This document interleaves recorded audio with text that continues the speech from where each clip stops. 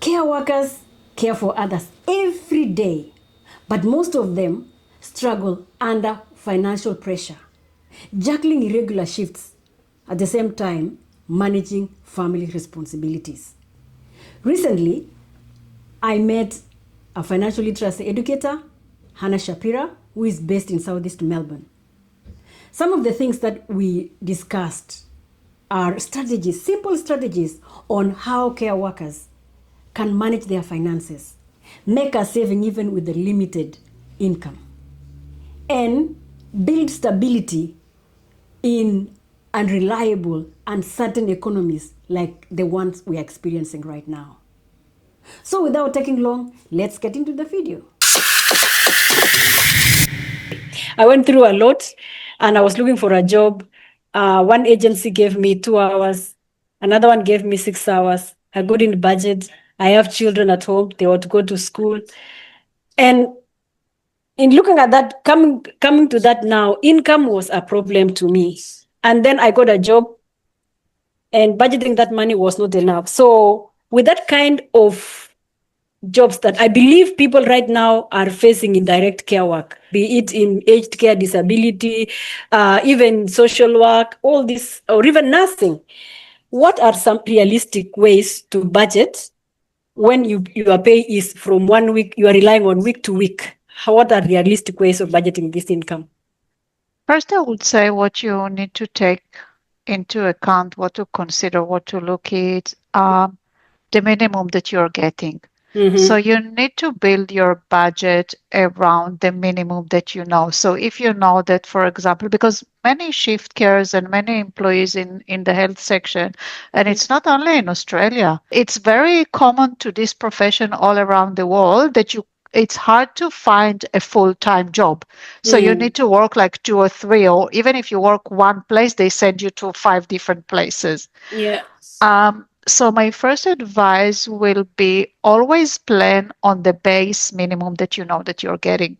So if you know that one employee will always give you the 20 hours and the rest is kind of seasonal or unsure, always plan around the 20 hours that you know that you get income.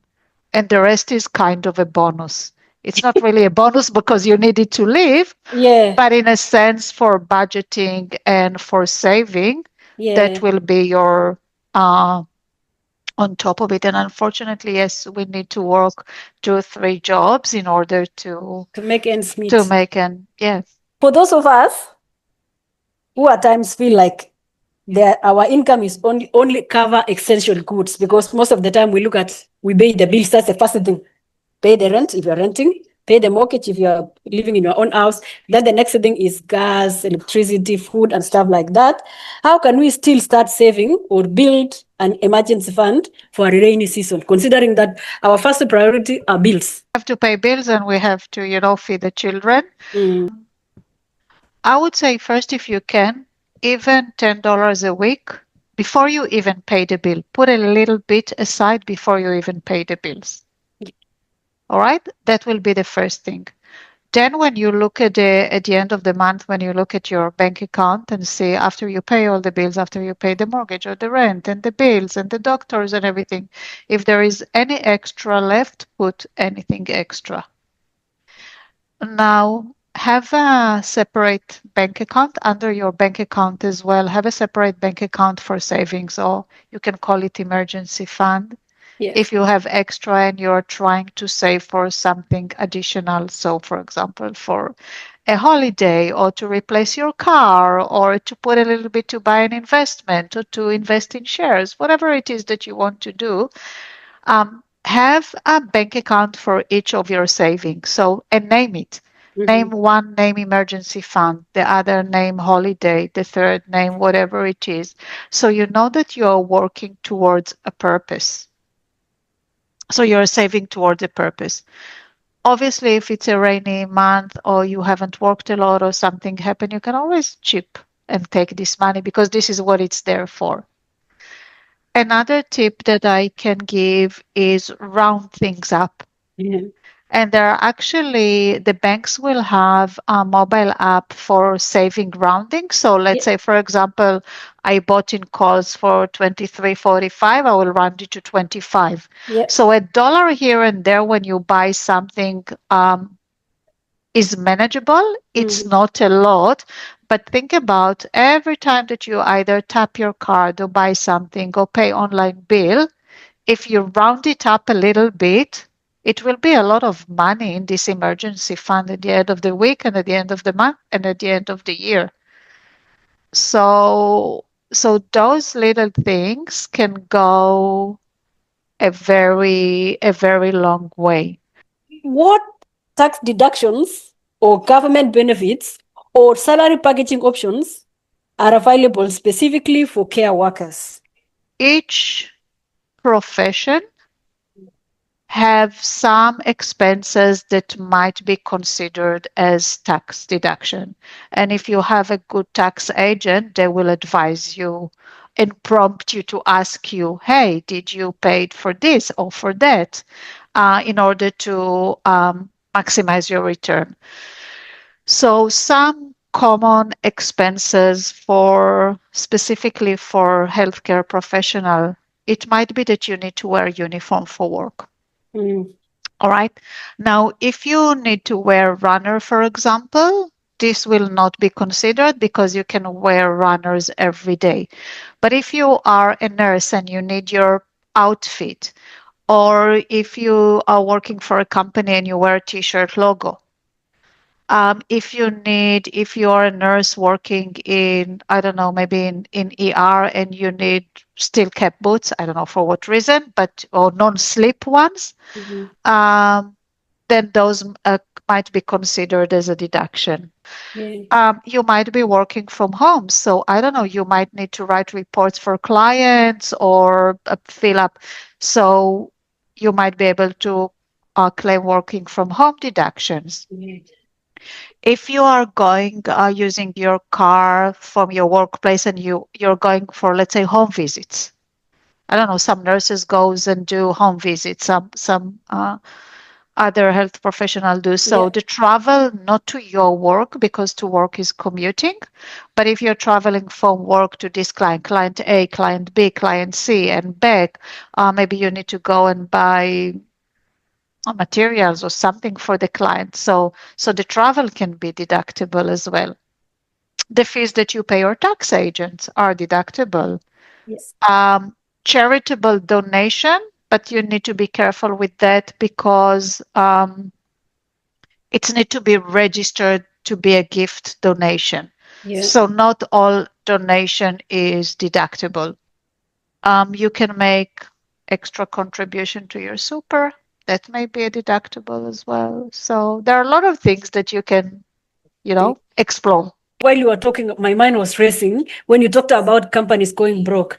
I've worked for a company that was sold to another one. Yeah. And I didn't even check if the super came through or disappeared with the other company. How do we know about that?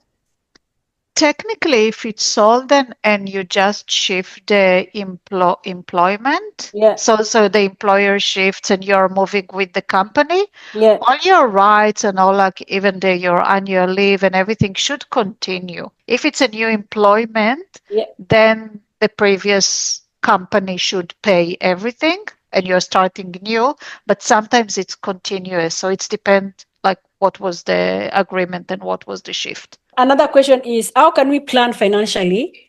For example, for us who are doing casual work or contract, sometimes we don't get money for leave. How do we plan that such that we do not create stress for ourselves when we are doing study or having a family time, family rest, or having a rest away from work to take care of a loved one? How do we budget that? Technically, a casual employee and either full-time, part-time employee earns exactly the same per hour, Mm-hmm. technically. Because what happened is as a casual employee, you get 20% extra loading. And this 25%, what did I say? I don't know. 25% loading. And Yeah. this 25% Yeah. is to cover your annual leave and personal leave. Mm. So if you want to plan for your annual leave or a leave without pay, because basically it's not annual leave, and you can afford, take the 25% from your salary and put it aside. And that's your annual leave. Perfect. Now, this question rings home close to me. I don't have a mindset for money. To me, my upbringing and socialization is money is evil. So don't worry about money. As long as you're able to eat, as long as you're able to wear, to pay your bills and put on clothes, don't worry about money. But in reality, money can help you grow. Money can afford you good services. Money can afford you healthcare.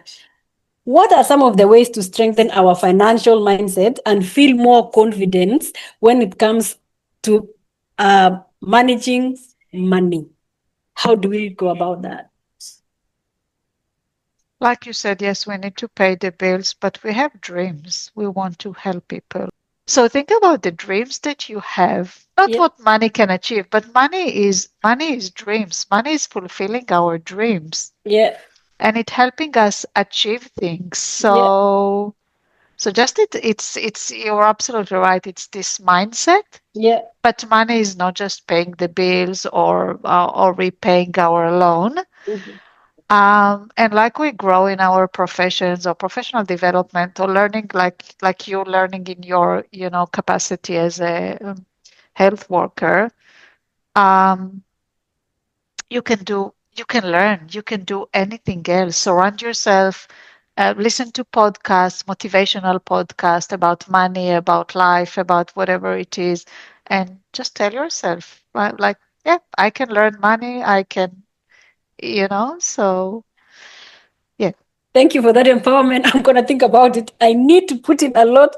What long-term financial steps can help care workers move from just getting by to truly building sustainability independence in Australia? And I've read this word by word because it matters. Considering that Australian living standards, men, are high, it's very tough living in this country. How do we go about that? Because most people are renting, there's housing crisis and stuff like that.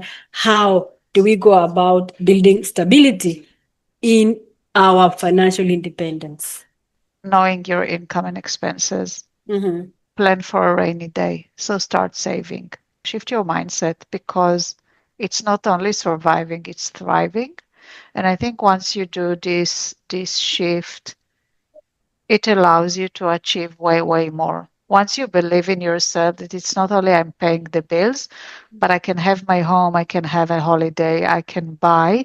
I think the universe provide in a sense. We work hard and it's not that money falls from the trees. But I think that the universe it provides, and if we and God provides however you want to look at it. So once we shift our mindset, once we start building good habits like saving and rounding and putting the 25% aside, or building your superannuation, maybe start investing if you can, if you want, find somebody to help you do that. So a little bit from here, a little bit from there will go a long way. And if you like this video, subscribe and share to support information and education for support workers.